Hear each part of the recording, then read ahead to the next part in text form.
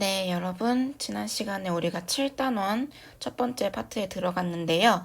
선생님이 한글 파일로 학습지를 올렸어요. 그래서 지난번에 배웠던 거를 학습지 빈칸을 채워가면서 복습을 해보도록 하겠습니다.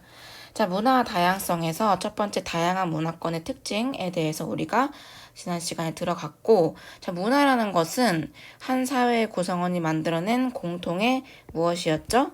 생활 양식이었죠.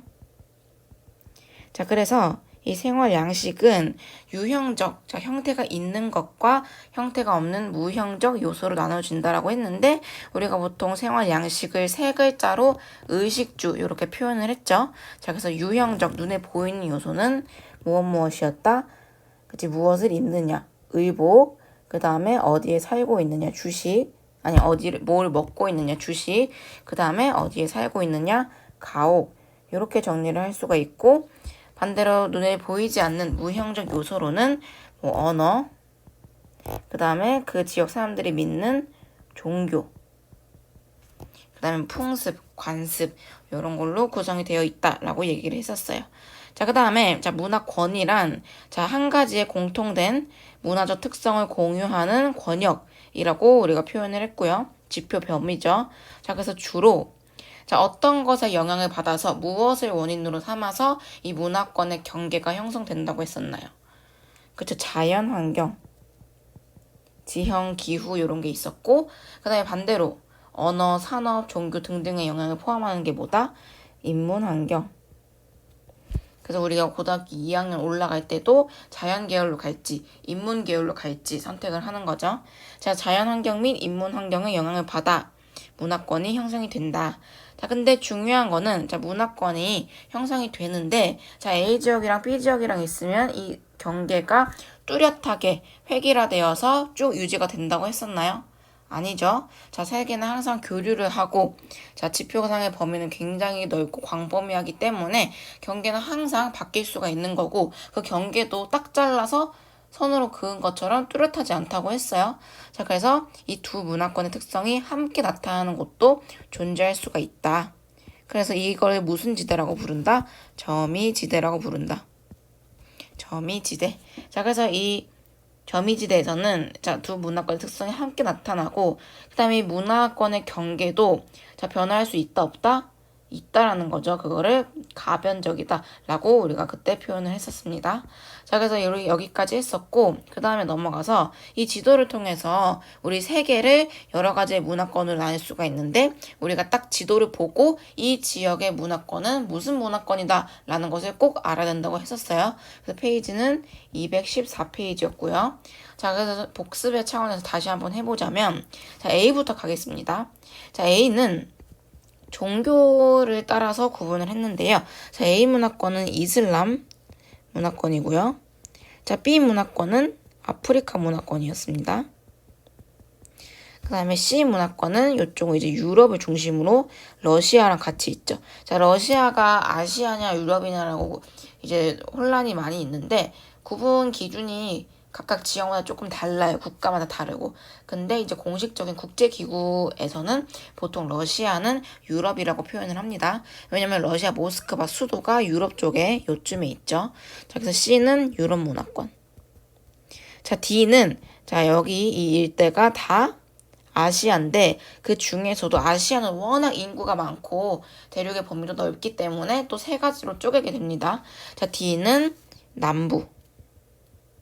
E는 우리나라, 일본, 중국이 포함된 동부. 그 다음에 F, 필리핀, 캄보디아, 태국, 여기를 우리가 어디라고 부르죠? 휴양지로 유명한, 동남아시아. 여기는 전부 다 아시아입니다. 자, AF까지 했고, 그 다음에 여기 G로 가면은 호주랑 뉴질랜드랑, 그 다음에 여기 태평양 일대 섬들이 포함된 오세아니아 문화권이죠.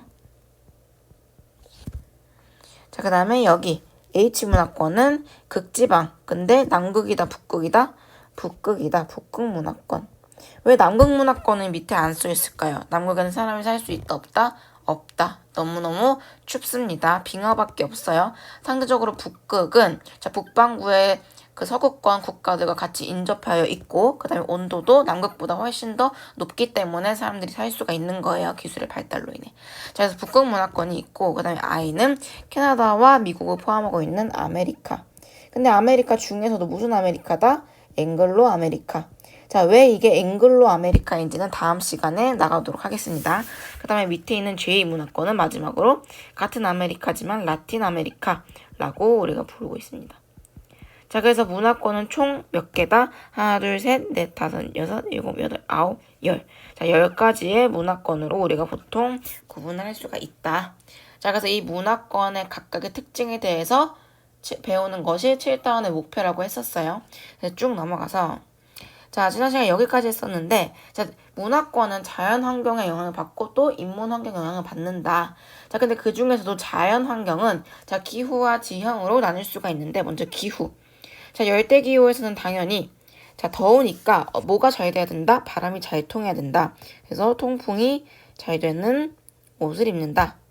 그 다음에 이제 기온이 높고 비도 많이 오기 때문에 다양한 열대 과일을 섭취를 하고 부패가 쉽기 때문에 향신료를 사용한다. 그 다음에 고산가옥, 수산가옥이 발달한다. 반대로 건조 기후는 비가 올까요? 안 올까요? 당연히 안 오죠.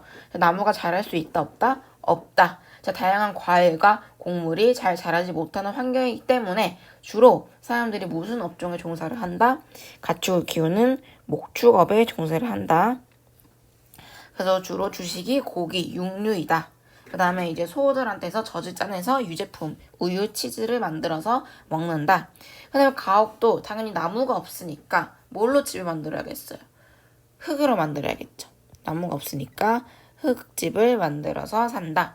그 다음에 냉대 기후는 점점 추워지니까 고위도로 올라가죠. 그래서 보온에 유리한 털옷을 입고 자, 이 냉대 기후에서 주로 자라는 이 수림, 임업에 해당되는 그 이름이 뭐다? 우리가 냉대림이라고 하는데 이 산림에 고유 명칭이 있다고 했죠. 타이가라고 했어요. 타이가. 그래서 타이가를 활용하여서 자, 두꺼운 통나무가 발달하기 때문에 집들도 다 재료가 뭐다? 통나무다. 통나무 집이 주로 분포를 한다라고 우리가 했었고요. 마지막으로 한대는 당연히 똑같이 더 추우니까 보온에 유리한 털옷을 입고 자, 한대는 당연히 농사가 안 되겠죠. 기온이 너무 낮기 때문에 강수량 자체도 낮고요. 왜냐면 기온이 조금 높고 뜨거운 공기가 있어야 공유 대류가 일어나고 뜨거운 거 위로 올라가서 비를 내리게 되죠.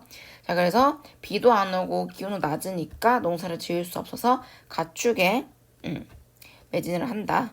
그래서 건조기후와 비슷하게 자, 목축업으로 먹기도 하고 입기도 하고 자기도 하고 집도 만들고 다 한다고 했었죠. 그래서 이렇게 정리를 할 수가 있습니다.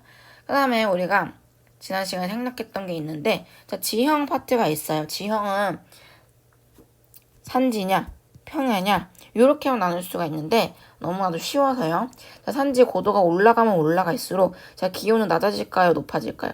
당연히 낮아지죠. 고도가 올라갈수록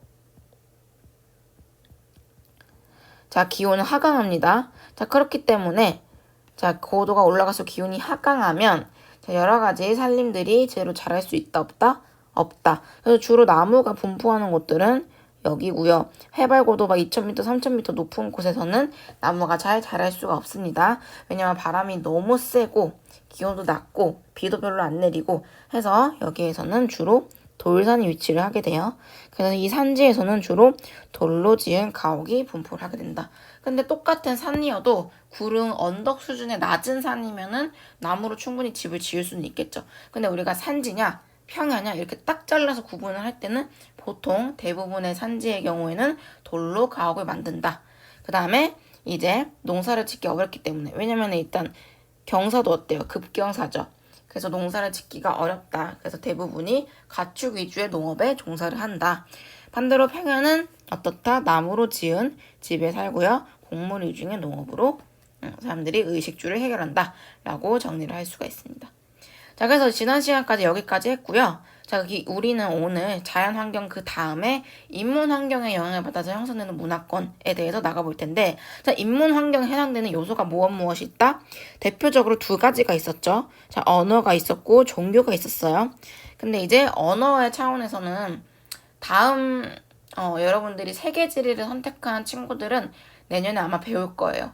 자, 우리나라 뭐 인도 유럽어, 라틴어, 뭐 세머, 해머 여러 가지 되게 많은 언어들이 있는데 엄청 자세하게까지는 아니지만 우리가 지리를 선택하면 다음 내년에 배울 수가 있고 통합사회 시간에는 그냥 간단하게 종교를 자세하게 조금 다루고 그 다음에 산업 부분만 짚고 넘어가 보도록 하겠습니다. 자, 그래서 여기서부터는 여러분들이 학습지 선생님이 파일을 올린 거 인쇄를 하면 여기에다가 필기를 하시면 됩니다. 자, 그래서 우리가 7단원 문화의 다양성에서 인문 환경, 자, 종교에 대해서 해볼 건데요. 자, 종교라는 거는 엄청나게 많은 종교가 있어요. 여기서 사이비 종교는 포함하고 있지 않습니다. 그거는 우리가 일반적인 종교라고 정의를 내리지 않기 때문에. 자, 전 세계에서 굉장히 많은 종교가 있는데, 자, 우리는 그거를 4가지로 정리를 해서 볼 거예요. 이 4가지의 종교는 일단 믿는 신도들의 수가 굉장히 많고, 그 다음에 신도의 수가 적어도 지역적으로 범위가 굉장히 넓은 경우. 그래서 이 2가지에 해당되는 경우만 우리가 대표적인 세계의 종교다라고 인정을 해서 4가지로 추릴 수가 있어요. 자, 대표적으로 4가지를 뽑았는데, 자, 그림만 봐도, 사진만 봐도 무슨 종교인지 보이죠? 자, 일단 요거 첫 번째. 자, 십자가가 있고, 자, 2팔 벌려서 이렇게 동상이 있습니다. 자, 무슨 종교일까요? 당연히 기독교죠. 자, 근데 우리는 교과서에서는 기독교라고 표현을 안 하고 우리가 영문 표기로 자, 크리스트교라고 합니다. 자, 크리스트교. 자, 세계 전체 인구 중에서 크리스트교를 믿는 사람들이 32.8%예요. 굉장히 많죠.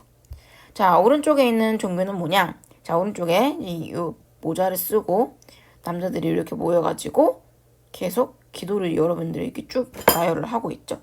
사람들도 굉장히 많아요. 근데 봤을 때 여자는 잘 안 보이네요.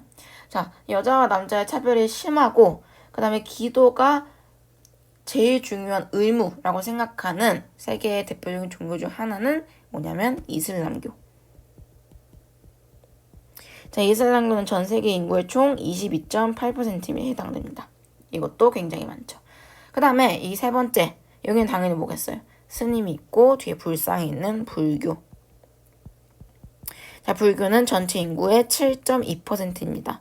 수가 적네요. 근데 전 세계 70억 인구 중에서 7.2%면 굉장히 많은 거죠. 14억의 인구가 해당된다는 거고, 그 다음에 이 얘네는 불교가 같은 경우에는 믿는 신도들의 수는 굉장히 적지만 믿고 있는 그 나라의 수가 굉장히 많아요. 우리나라를 포함해서 중국, 일본, 캄보디아, 태국, 뭐 베트남 등등등 해당되는 그 아시아권 국가가 굉장히 많기 때문에 보편적인 세계의 보편 종교라고 부르고 있습니다.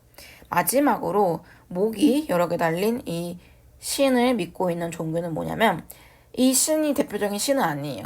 굉장히 신을 많이 믿고 있는 종교가 있는데 자, 인도에서 주로 믿고 있는 무슨 종교일까요? 힌두교입니다. 힌두교. 자, 인도에서만 믿고 있는데 전 세계 인구의 몇 퍼센트다? 13.7%다. 어떻게 이렇게 가능할까? 인도의 사람들이 너무 많이 사는 거죠. 자, 인도를 포함해서 이제 주변에 뭐 네팔도 믿기는 하고 있는데 주로 남부아시아에서 믿고 있는 종교가 힌두교입니다.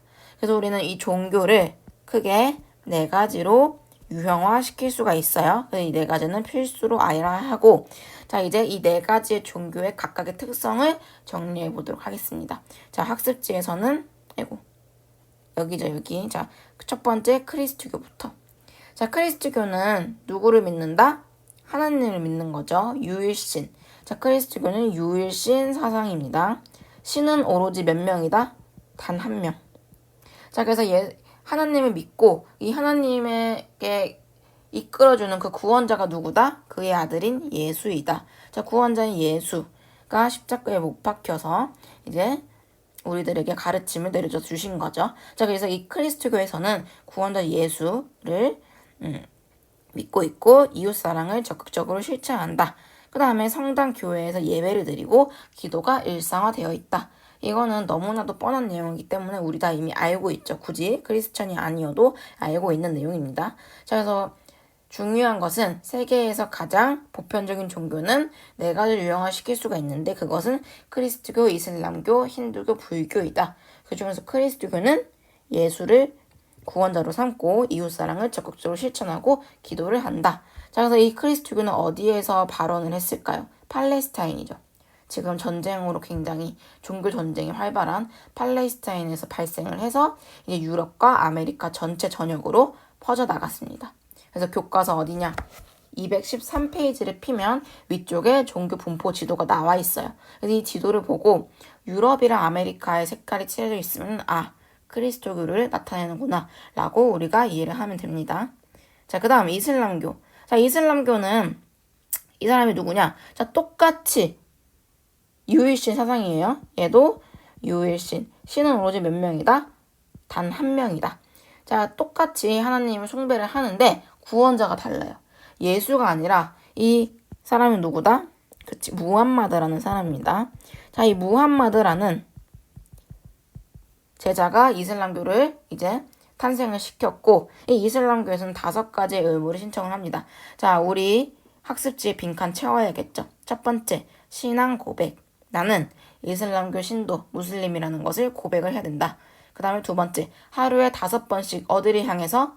이들의 성지인 메카를 향해서 5번씩 기도를 해야 된다.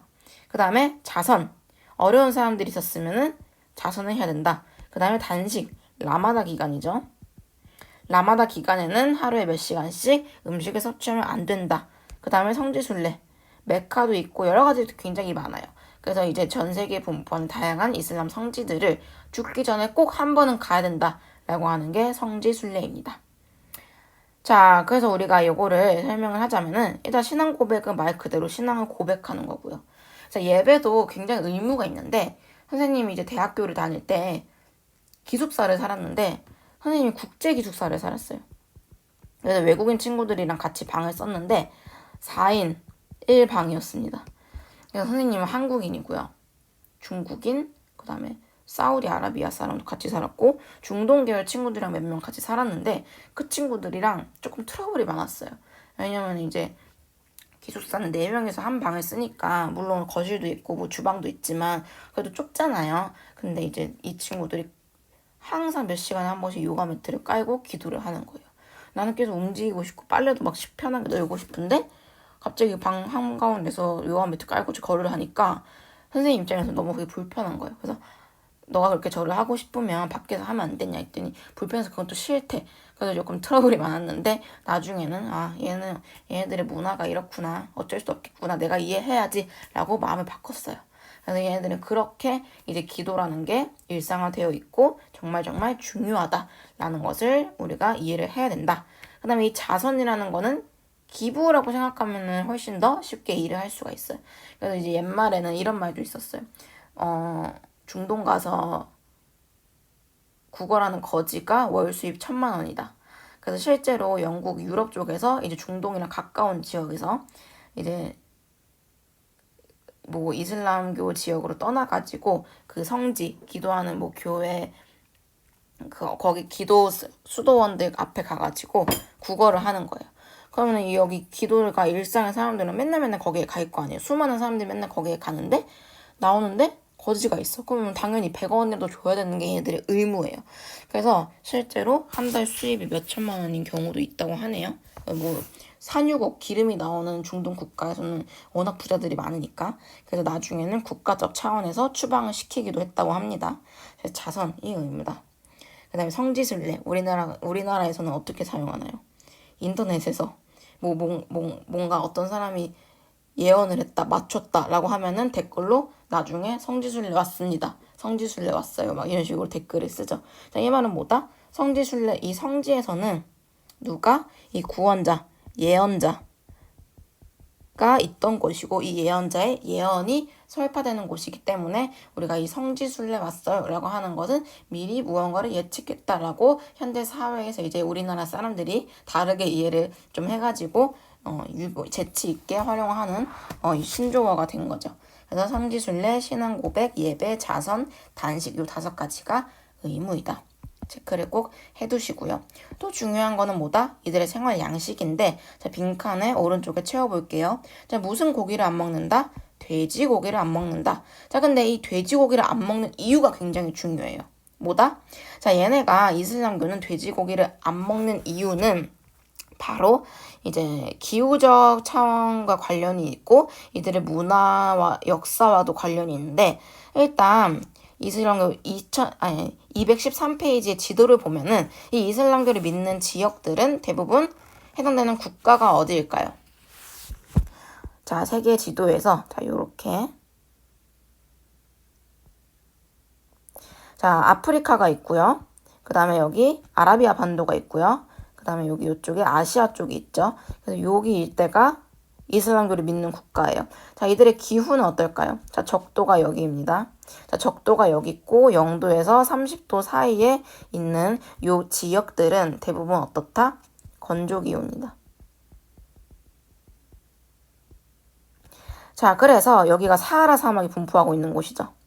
자, 그래서 우리가 자, 이슬람교에서는 자, 돼지고기와 술을 섭취하지 않는다. 술을 섭취하지 않는 이유는 다양하죠. 술 먹고 해롱해롱하면은 제대로 기도도 드릴 수 없고, 자, 신앙심을 유지할 수 없기 때문에 자, 조신하게 지내라. 술을 먹지 말아라. 라고 하는 거고, 이 돼지고기는 자, 건조 기후이기 때문에 자, 주로 건조 기후에는 무슨 업에 종사를 한다고 했어요? 자, 나무가 잘 자라지 않고 비도 많이 안 오니까 농사를 짓기가 힘들다고 했어요. 자, 그러므로 인해서 뭐? 자, 목축업에 주로 종사를 하죠. 자, 목축업에 종사를 하는데, 자, 이 가축들을 데리고 계속 풀을 뜯으러 이동을 해야 됩니다. 자, 그거를 우리가 유목이라고 하죠. 자, 풀을 찾아서 계절의 변화에 따라 계속 얘네들 데리고 이동해야 되는데, 다 돼지 같은 경우에는 애들이 뒤룩뒤룩 살쪄가지고 제대로 움직일 수 있을까요? 없을까요? 못 움직인단 말이에요. 자, 그래서 이 돼지고기는 뭐 때문에? 굉장히 간단한 이유예요. 자, 건조기후는 목축업이 발달을 하는데 이 목축업 중에서도 과거는 유목을 굉장히 많이 했죠. 이 유목에 돼지가 어떻다? 부적합하다. 왜냐면 계속 이동을 하기에 부적합, 힘들다라는 거죠. 돼지는 계속 물도 마셔야 되고 애들이 몸도 무겁고 하기 때문에 돼지보다는 소, 양, 뭐 야크 이런 애들을 키우는 게 훨씬 더 이득이다. 자, 근데 이게 어때요? 완전 옛날 조상님들부터 쭉쭉쭉 내려다 보니까 우리나라는 우리 지역은 돼지를 안 키워. 돼지고기 그럼 당연히 안 먹어. 근데 이게 어떻게 되냐? 종교의 교리로 정착이 돼버린 거예요. 자, 이 무함마드가 들고 있는 이 책이 뭘까요? 이슬람교가 믿는 이 법전, 코란이라고 부르죠. 코란이라고 부르기도 하고 꾸란이라고 부르기도 하고 꼬란이라고도 부르기를 해요. 자, 이 코란에 뭐라고 써져 있냐? 옛날에 조상들이 돼지고기를 하도 안 먹다 보니까 우리나라 사람들은 우리는 이슬람교 무슬림들은 돼지고기를 안 먹어 라고 정의를 내렸는데 그게 점점 시대를 타고 내려오면서 돼지고기는 먹으면 안 된다. 불성하다 라고 정착이 되어버린 거예요. 자, 하지만 실제적인 이유는 뭐다? 그냥 목축업의 유목에 부적합해서다. 라는 것을 우리가 알 수 있다. 그래서 모든 문화는 다 이유가 없는 것이 아니라 모두 다 자연 환경에 기반을 두고 있다라는 것을 우리가 알 수가 있어요. 그래서 이 코란, 이 이제 이슬람교에서 주로 믿는 교리가 담긴 법전이다라는 걸 알 수가 있고, 자, 오른쪽에 있는 거는 선생님이 이제 뉴스 영상을 캡처를 한 건데, 자, 이슬람교를 믿는 사람들은 자, 안 믿는 사람들에게 무조건 이슬람교를 믿으라고 이제 강요를 하고, 자, 이슬람교를 믿는 사람들 안에서는 이제 명예살인이라는 것이 있습니다. 자, 국가마다 이제 시대가 사상이 발달하면서 이제 이거를 법적으로 금지시킨 국가들도 많은데, 이 명예살인인 게 뭐냐면은 종교의 명예를 추락시킨, 실추시킨 사람에 의해서 이제 종교의 이미지가 나빠졌을 때 그 사람을 살인을 하는 거예요. 그래서 이 여성이 SNS 스타였는데 친오빠에 의해서 죽음을 당했어요. 이유는 뭐냐? 파키스탄에서 이제 국제 축구 리그가 열렸는데 파키스탄 여성인 이분이 자기 인스타그램에다가 올린 거예요, 글을. 내가 만약에 파키스탄 우리나라가 이긴다면 비키니를 입고 춤을 추겠다. 그래서 그 춤추는 영상을 올리겠다라고 말을 했어요. 근데 이긴 거야. 췄어요. 가족들이 보고 눈이 뒤집어진 거예요. 어디 여자가 감히 옷을 벗고 춤을 추느냐. 이런 말도 안 되는 이유를 가지고 친오빠와 그 친구들이 와서 돌팔매질로 여동생을 살인을 했다고 해요. 어떻게 됐을까요? 당연히 잡혀가죠. 자, 아직 이렇게 명예살인이 굉장히 많고 아직도 인도 쪽 파키스탄에는 1년에 1000명이 명예살인으로 인해 희생을 당하고 있다고 합니다. 자, 그래서 이 심각한 사회적인 문제, 인권 문제 때문에 최근엔 이제 국제기구에서 이슬람교의 무차별적인 인권 침해를 막으라고 목소리를 높이고 있고 점차 이제 사람들이 인권의식 수준이 높아지면서 자, 무슬림 종교의 자유는 있지만 사람들의 기본권 보장을 위해 이런 명예살인이나 말도 안 되는 종교의 교리는 점점점 막아지는 추세예요.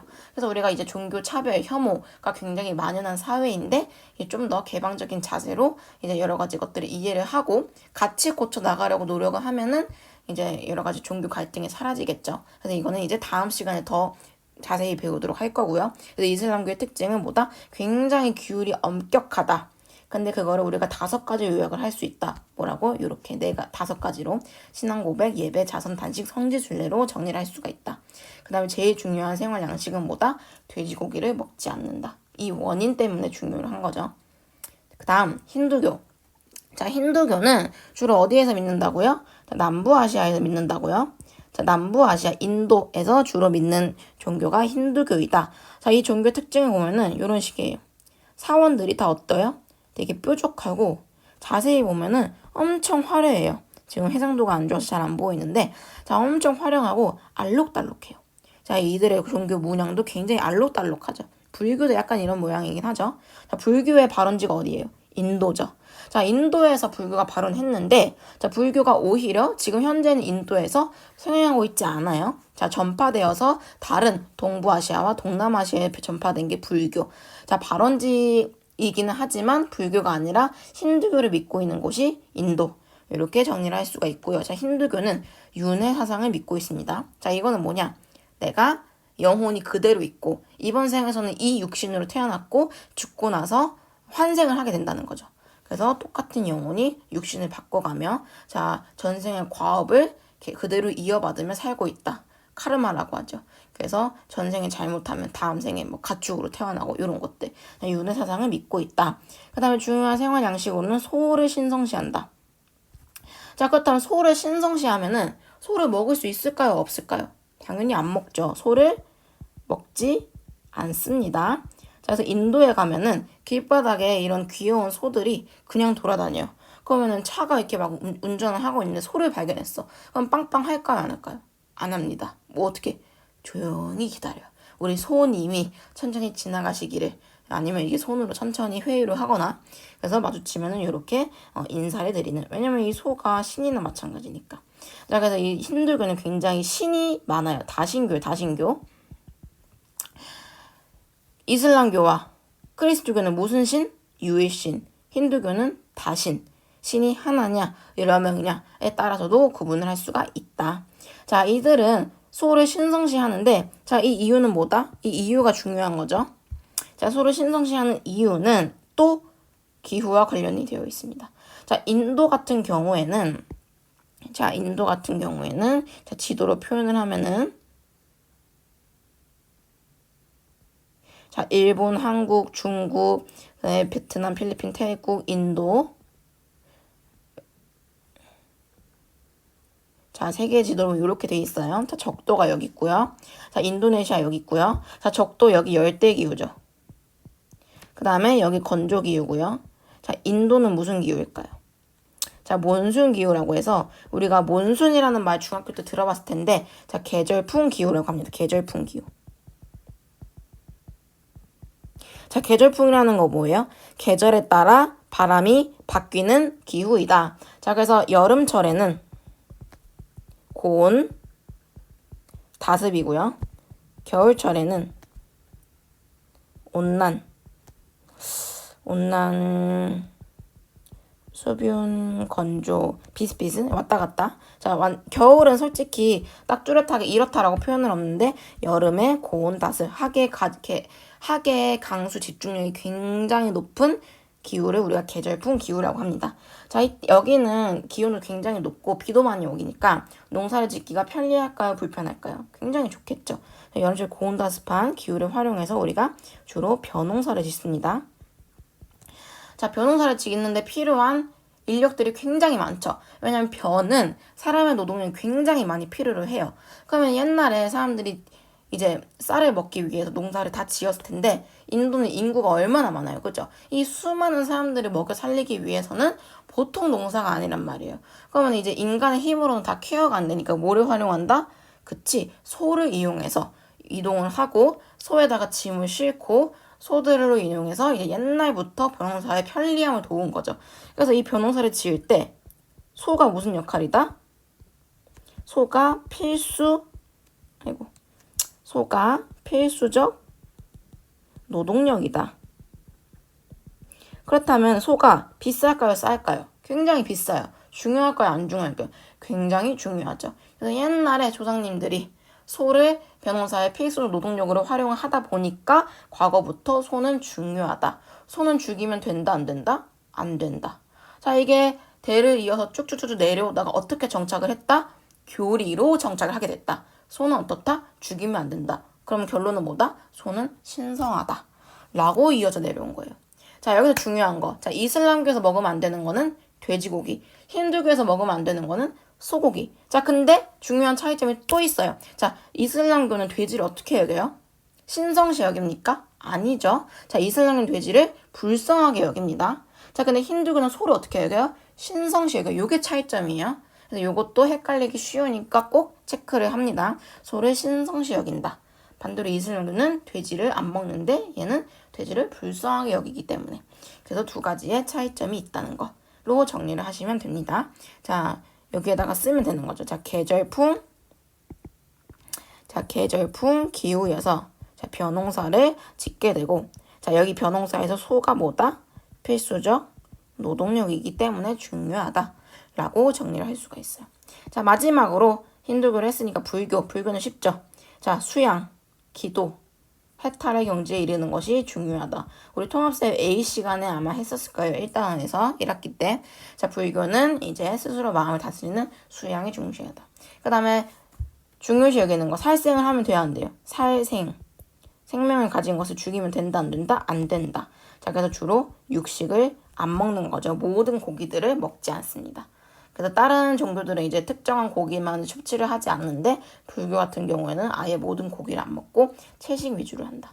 자, 그래서 우리가 스님들한테서 수양을 많이 하면 많이 할수록 몸에서 뭐가 나온다고 해요? 나중에 이제 화장을 하면은 사리가 나온다고 하죠. 그래서 그 사리를 뭐 탑 안에다가 중요하게 보관을 해놓고 몇 천 년이 넘은 사리도 있고, 다른 나라에, 우리나라에도 이제 큰 절에 가면 이 뭐 3층 석탑 무슨 석탑 안에 사리가 보관이 되어 있고 이래요.